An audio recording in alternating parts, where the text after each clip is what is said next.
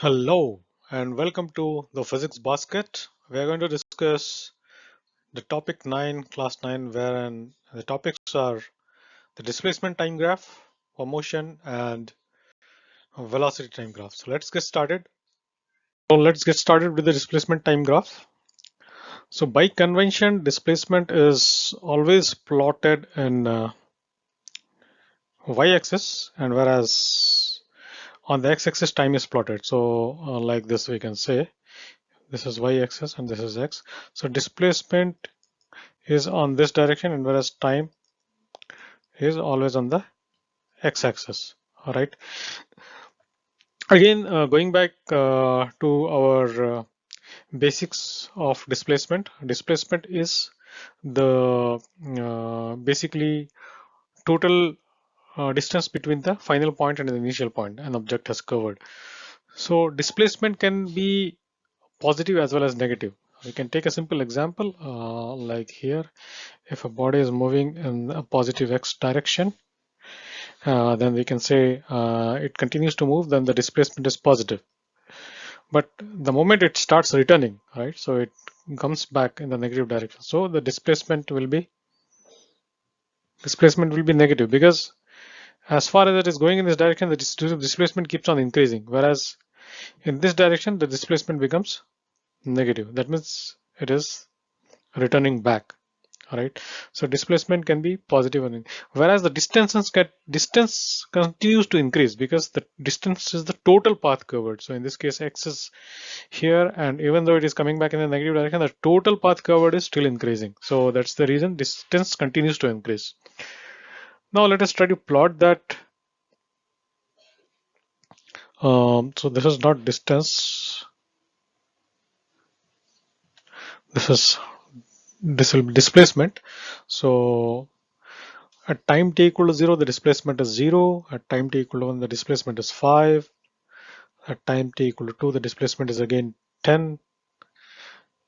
And at time t equal to 3, displacement is 10 again. So it doesn't change between these 2 points, right? So that is something to be noted.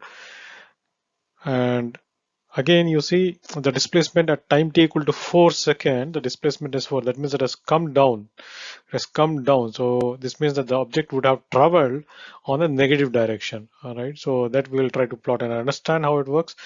And then at time t equal to 5, when the time has increased, though the object is traveling, the overall displacement of the object is -6. So the object would have gone beyond and gone in the negative direction. So let us try to plot it and the displacement time. So as we already know, displacement time graph, the displacement is in the y direction, whereas the time is in the x direction. So with the coordinate geometry help, now we can see that at origin 0 0, we have displacement is 0. So the starting point is this. Let me put the pointer here. So this is the starting point, and then this is how it has gone, right? So this is how it has gone. So let us try to understand each of these dotted points. So this is the second point. So at t equal to 1, this is the t equal to 1. Your displacement is 5 seconds. At t equal to 2, the displacement is becoming 10 seconds. So it is 10. Between t equal to 2 and t equal to 3, the displacement has not changed. So it will be a straight line, right? So displacement is on the x direction. So 10, this is 10. So it will be 10. All right. Got it. So at 1, it is 5. This is 5. At 2, it is 10. This is 10. At 3, it is 10. This is also 10. So on x-axis, it is 10, and y-axis, it is 10. At 4, it is 4. So at t equal to 4, the y nothing but the displacement is 4. So if we plot like this, we get this point, and then we join this point, and then at t equal to 5, which is this point, the displacement is negative. So if we go down in this negative, so 1 2 3 4 -5 -6, draw a line, so this two meet in this point. That means that the object has moved like this. So the displacement is like this. Basically, it's not that the object movement, so it is the displacement. Now, what do we conclude? Basically, between A to C, the displacement is continuously increasing, which means that the displacement is positive. It is going in a positive direction. So it is basically understanding how what the graph basically imply to us, right? And between C to D, the displacement doesn't change, which means that either the object was at rest during this time, between 2 to 3 seconds it was not doing anything and it was at rest, or maybe it has gone to some point between 2 to 3 and then quickly come back. So that's the reason it is uh, come back to the same point. So that's the reason the total displacement by the end of third second remains to be same. That means the total displacement from the starting point is again 10. And then between D to E, as we know that the object has traveled in the negative direction, so and it is decreasing, so we know that the point is 4. Again, between E to F, it has gone down, so the object would have traveled in a negative direction, something like this that we drawn earlier. So it has gone in a negative direction, so that's the reason the graph is even more declining downwards in terms of displacement, because this is a displacement time graph. It doesn't necessarily indicate the path that in which the object has traveled, because the path can be different. The overall displacement of the object is changing with respect to the starting reference point. That is the reason at different time frame or different point in time, when we are trying to measure this displacement, the displacement looks like this. Initially it increases, it stays constant, it goes down, and then it goes even down. All right, so that is how the displacement time graph indicate. So let us start with uh, velocity time graph. Again, by convention, time is always on the x direction, so velocity will be on the y direction, right? So we continue to always have time in the x direction, so velocity will be in the y direction, on the y axis. Now let us consider a simple table wherein the velocity across different time that we observe is same. So an object is moving with same 5 meter per second at first second, for 5 meter per second, and at the second when it is observed, and the third second again it is 5. So across it is moving with 5 meter per second. So what does it simply indicate is the object is moving with a constant velocity. Okay, so neither it's changing on the speed nor it's changing the direction. So let us try to plot it in axis, y axis. As we know, x axis will have time, and then y-axis will have the velocity, and then at t equal to 1 the velocity is 5. So here this point, right? So at t equal to 2 the velocity is 2, t equal to 3 velocity is again, sorry, t equal to 2 velocity is 5, t equal to 3 velocity is 5, t equal to 4 also velocity is 5, t equal to 5 also velocity is 5. So it will be basically a straight line which is parallel to the x-axis or the time axis. Okay, so let us try to draw this. So these are the different points at different time frame. So we get 5 meter per second for each of these time frame, right? Now what does this basically indicate? Of course, very true that it is going with a constant velocity. It's a uniform velocity, the direction doesn't change, the velocity, the speed also doesn't change. And then another thing is, we know what does this graph indicate. So we know from the basics of uniform velocity and displacement equation, the velocity is total displacement by total time, right? So the velocity is total displacement by total time, or the displacement, uh, so the displacement is velocity into time. Okay, so we have this velocity, this is the velocity, and this is the time. So under the velocity time graph, whatever is the area under the velocity time graph at any point of time will indicate the total displacement, because displacement is velocity into time. So we already know this part is velocity, this is the y-axis is velocity, and the x-axis is time. So in this particular rectangle, the total displacement will be nothing but the when we multiply both the sides, right? So both the sides getting multiplied. Nothing but what we understand is the velocity. This is velocity and this is time. So v into t. So when it is moving with a constant velocity, it's as simple as the total area that is under the velocity time graph will actually indicate the total displacement of the object during the course of time. So during the observation period, what is the displacement? If somebody wants to say, then we can simply find out the area, and which is nothing but the velocity. So in this case, we can say it is phi. This area is 5 and this area is equal to 1 2 3 4. So this is the reason it is 20. Okay, so this is how we get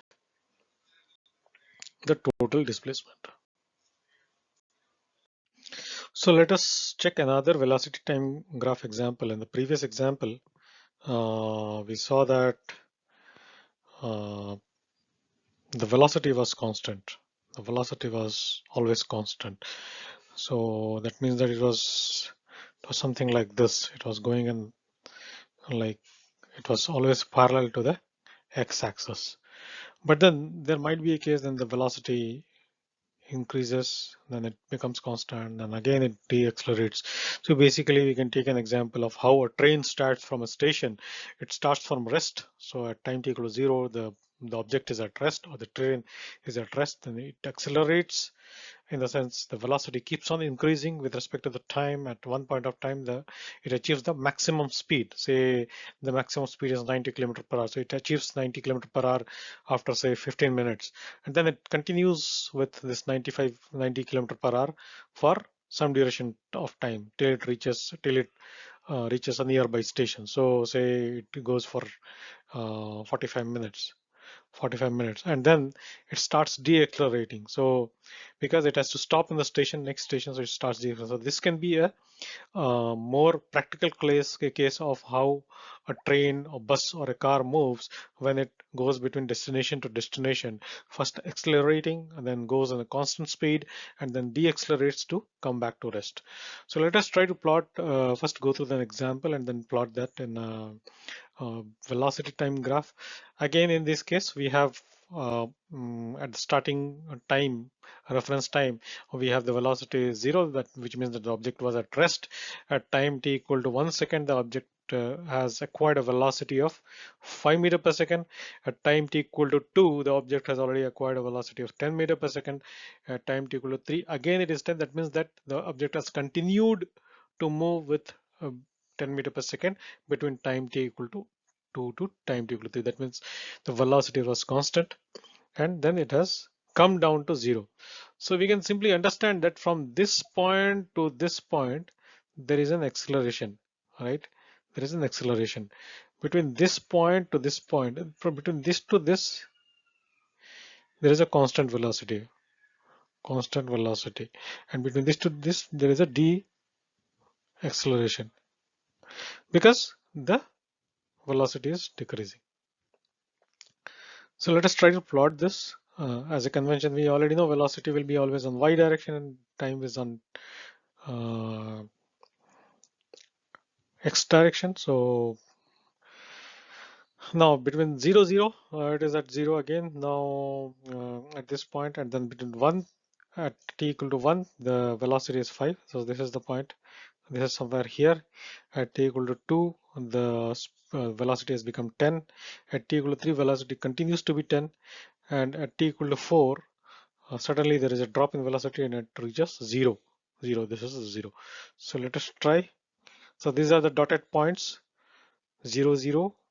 At 0 it is 0. At 1 it is 5. At 1 t equal to 1 it is 5.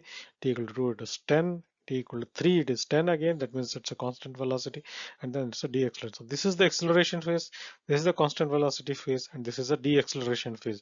Again, going by our previous concept, the total area that is under this particular graph, which is a velocity time graph, would also indicate the displacement. So the total area under this particular, this is the area, this complete area, this complete area will indicate the displacement. So these are the points A, B, C with the initial velocity 0, C to D, as we know already, it's a uniform velocity, and between D to A it is acceleration, deceleration. And this is the area. This is the area.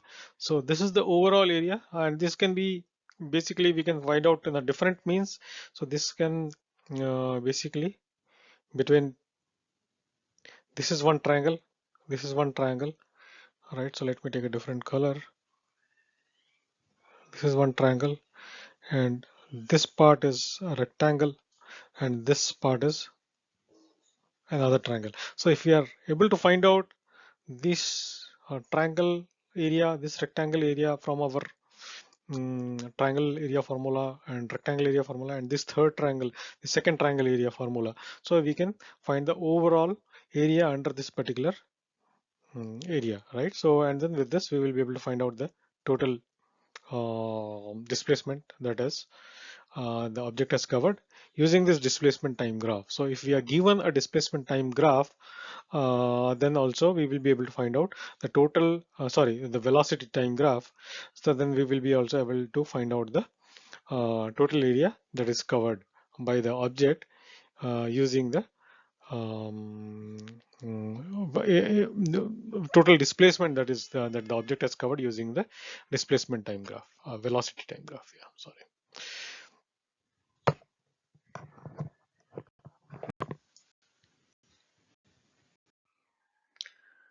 So this brings us to the end of this topic, and the upcoming topic that we are going to cover is class 9 topic 10, wherein we are going to discuss about the acceleration.